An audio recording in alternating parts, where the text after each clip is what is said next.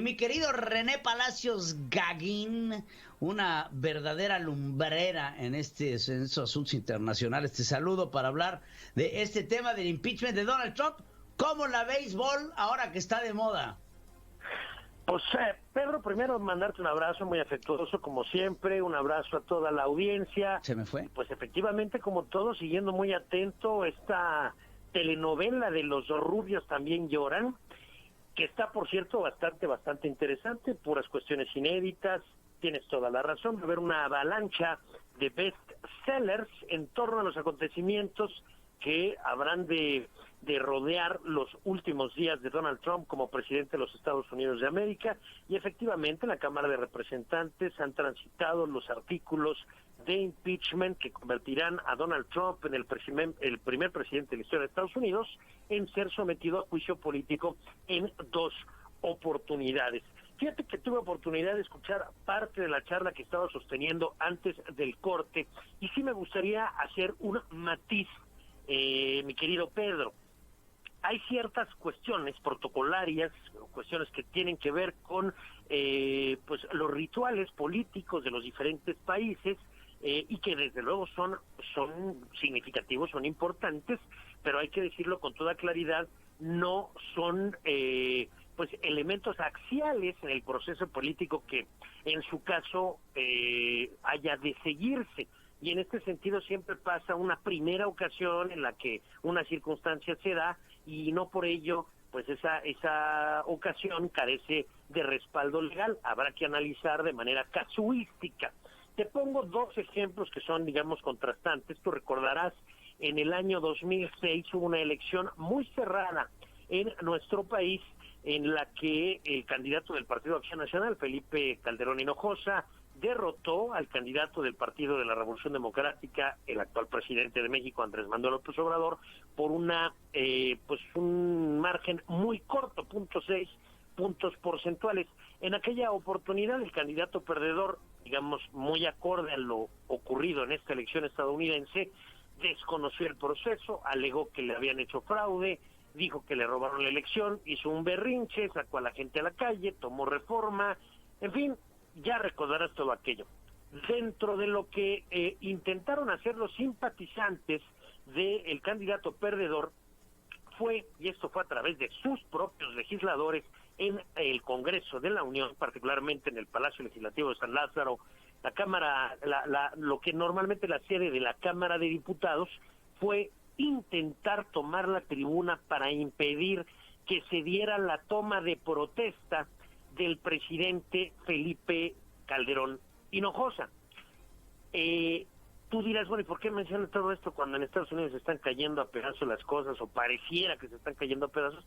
Bueno, porque en aquel entonces nos estábamos centrando en un requisito constitucional establecido en el artículo 87 de nuestra Carta Magna, que dice que el presidente tendrá que rendir protesta ante el Congreso de la Unión con el texto que dice: prometo, juro, protesto, guardar la Constitución, bla, bla, bla, bla, bla. No, lo dice la Constitución en su artículo 87. Si esto no se da, pues sí puede haber un alegato de ilegalidad, de insuficiencia constitucional en el inicio de la gestión y la administración del presidente entrante. Es por ello que pues vimos aquel espectáculo en el que se peleaban legisladores panistas y perredistas el control de la tribuna a lo largo de días y días, hasta que llegó el 1 de diciembre, día de la toma de posesión. Felipe Calderón los rebasó por la izquierda literalmente, los agarró dormidos, entró por la famosa puerta tras banderas, que él conocía bien porque había sido presidente de la mesa directiva de la Cámara de Diputados y coordinador de la bancada del PAN en esa Cámara Legislativa, y logró llegar a la tribuna y rendir, como se lo exigía el artículo 87 de la Constitución, la protesta de ley para ahora sí ser, con todas las de la ley, plenamente presidente constitucional de los Estados Unidos mexicanos. La diferencia con el caso que nos ocupa es que el asunto de que la transición, como decías tú antes del corte, Pedro, se da de presidente a presidente, pues no es del todo precisa. ¿Y por qué? porque no es un mandato ni legal ni constitucional, es una costumbre.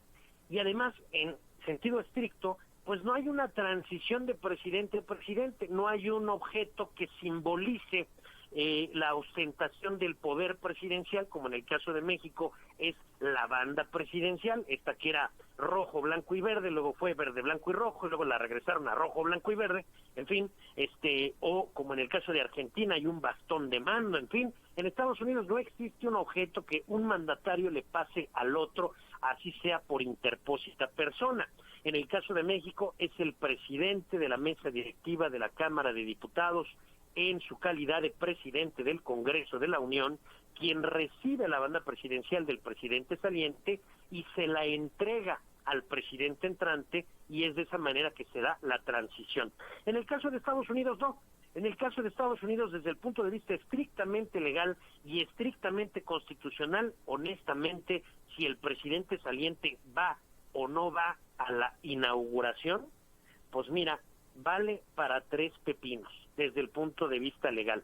Lo que tiene que hacer el presidente entrante es rendir el juramento constitucional ante el Chief Justice, el presidente de la Suprema Corte de Justicia de la Unión Americana, e incluso, si me apuras, en circunstancias de emergencia, ante cualquier juez federal, como fue, por cierto, el caso de Lyndon Johnson, que juró como presidente de Estados Unidos después del asesinato del presidente Kennedy, en el avión que transportaba a la comitiva del presidente Kennedy, a su ya viuda Jacqueline Kennedy, y al cuerpo del presidente Kennedy de regreso de Dallas a Washington, D.C., en aquel lejano 1963. Entonces, si bien es muy grave que estos elementos de la liturgia política estadounidense se estén viendo lastimados de manera inédita, lo cierto es que no impactan en la dimensión legal y constitucional del inicio de la administración del presidente Joseph Robinette Biden, que se dará justamente al mediodía del 20 de enero, tiempo estándar del este, mi querido Pedro. Oye, pues mira, creo que hablas con conocimiento de lo que debería ser, el deber ser, ¿no?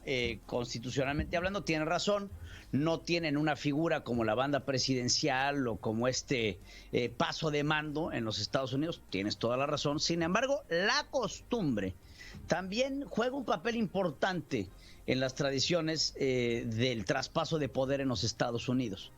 El hecho de no ver al presidente saliente con el presidente entrante, pues como lo platicábamos, durmiendo una noche anterior, los dos en la Casa Blanca, desayunando, la carta esta, ¿no?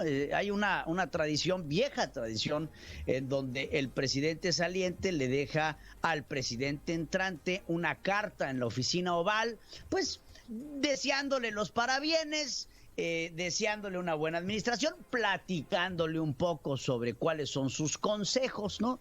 Entonces, pues todas esas tradiciones que, aunque no son materia legal, sí son materia de costumbre. Y hay veces que la costumbre puede más que la ley misma, René. Y es ahí en donde yo quisiera ver... Es más fuerte que el amor, como decía Juan Gabriel. Y permíteme decir algo que abona más a tu argumento. La costumbre genera derecho, y esto, bueno, pues es un principio general de derecho. Exacto, la costumbre genera derecho. Y creo que en este mismo aire de costumbres de la presidencia de los Estados Unidos, pues tendremos que ver algo que suceda. Mike Pence dice: yo sí voy a ir el 20 de enero a Washington, a la Casa Blanca, a este traspaso de poderes.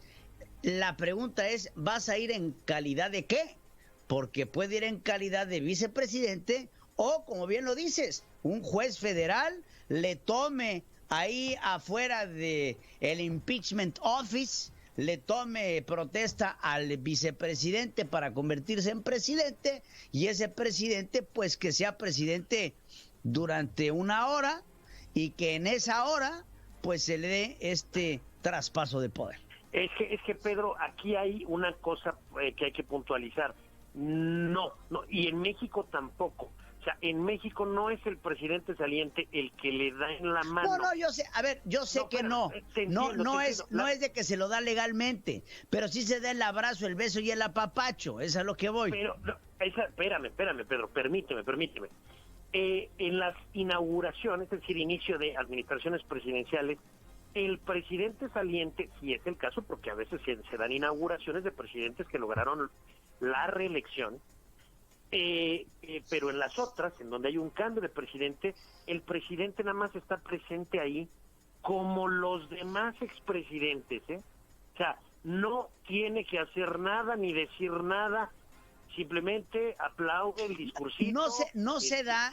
Estoy de acuerdo contigo, no se da en la ceremonia, pero tras bambalinas y con las cámaras y en el seguimiento de ellas, sí hay pláticas, sí hay desayunos, sí hay hay intercambio de regalos. En la Casa Blanca unos días antes, que se toman el té, que hay la oportunidad de que, pues como ocurrió hace 4 años, pero es ahí donde Donald Trump es un bárbaro y Barack Obama un caballero, en el sentido de que Donald Trump dejó como llaverito a su mujer ahí en la limusina y Barack Obama fue a recibirla. O sea, todo eso sí, efectivamente se da la oportunidad de que se presente. Sin embargo, incluso simbólicamente, quien le tome el juramento al presidente de Estados Unidos, y esto desde siempre, es el presidente de la Suprema Corte de Justicia. Ya está confirmado el presidente de la Suprema Corte que irá a juramentar a Joe Biden. O sea, todo eso ya está. Y no es una cosa excepcional. O sea, no es una cosa que en este momento se haya arreglado así es. Sino que así es. Ahora, ¿qué es lo que hace ya en el momento de la juramentación un expresidente? Bueno, mira, te lo digo muy rápidamente. Un presidente saliente, te lo digo muy rápidamente, hay una pieza musical que se llama Hail to the Chief, que es respeto al jefe, o como se pueda traducir aquello. Bueno, esa pieza musical se toca para rendir honores al presidente de los Estados Unidos de América. En México no tenemos una específica para el presidente, normalmente se le rinde honores al presidente con el himno nacional, pero cada país tiene su manera de arreglarse. Lo que sucede en las inauguraciones es que cuando llega el presidente saliente a la ceremonia, se toca la pieza Hail to the Chief para el presidente saliente. Y una vez que concluyó la ceremonia, se toca el Hail to the Chief para el presidente recién inaugurado. Esa es la única diferencia. Fuera de ello, lo que hubiera hecho Donald Trump de no ser un imbécil, ¿no?, y de ser una gente comprometida con la democracia, hubiera sido algo muy similar a lo que van a terminar haciendo George W. Bush, Jimmy Carter, Barack Obama, es decir, los presidentes vivos, expresidentes vivos, que por tradición también son invitados a la ceremonia de inauguración. Y básicamente lo que hacen consiste en bajarse de su coche, seguir las indicaciones de las personas del Capitolio que les dicen, por aquí, señor presidente, porque así se les dice, no se les dice expresidente, se les dice, señor presidente, los sientan en la silla que les toca, y ahí presencian, escuchan el discurso, escuchan la juramentación, aplauden y se van. Entonces, en ese sentido, toda la filigrana, digamos, legal de si estás, si no estás, y etcétera, pues realmente no tiene mayor importancia desde el punto de vista legal. Ahora, coincido contigo en que sí la tiene desde el punto de vista simbólico, y esto nos habla de que la democracia estadounidense está herida, está pandeada, pero el hecho de que quien vaya a tomar posesión sea Joseph Biden nos habla de que está herida, está pandeada, pero no está muerta ni quebrada, porque se intentó un golpe de Estado, pero honestamente, y con toda la cuestión mediática que esto generó por lo inédito y lo violento de la situación, fue un intento muy pedorro, si me permites la expresión, porque bueno, pues a nivel mundial tú no puedes intentar un golpe de Estado si no tienes un respaldo de Fuerza Armada detrás de ti. Y resulta que Trump pues no tenía ese respaldo de Fuerza Armada, básicamente mandó a los más intransigentes y furibundos de los loquitos que lo apoyan para que armaran un borlote en el Capitolio con el trágico desenlace de 5 personas que perdieron la vida. Todo lo cual, y a mí me parece que es de justicia, porque una cosa así no puede quedar sin consecuencias, ha derivado en el hecho de que en la Cámara de Representantes se le ha abierto y se ha aprobado ya un segundo juicio político, y con ello pues Trump tendrá ya ese récord, ¿no?, de ser el único presidente en la historia de Estados Unidos que ha sido sometido 2 veces a un juicio de destitución, mi querido Pedro. Las cosas están muy interesantes en la Unión Americana, están preocupantes, pero quisiera yo insistir en este hecho. Todo sobre lo que se ha hablado en cuanto a la ruptura de costumbres, de liturgia política, de prácticas habituales, nos habla de que está debilitada la democracia norteamericana. Pero atención, el hecho de que haya habido certificación, el hecho de que hayan regresado los legisladores republicanos ese mismo día a cumplir con el mandato legal que tienen de certificar la elección, el hecho de que el vicepresidente Mike Pence haya conducido la sesión como le correspondía en su calidad de presidente del Senado, nos habla de que herida, debilitada, pandeada, todo eso efectivamente está la democracia norteamericana, pero ciertamente ni muerta, ni rota, ni hecha pedazos. Entonces, bueno, hay preocupación, pero también hay esperanza, y a ver qué tal nos va el 20 de enero con la inauguración y desde luego a lo largo de la administración de Joe Biden, Pedro. Muchas gracias, mi querido René Palacios Gaguín, como siempre. Pedro. Acertado tu comentario, me encanta escuchar cómo piensa este señor.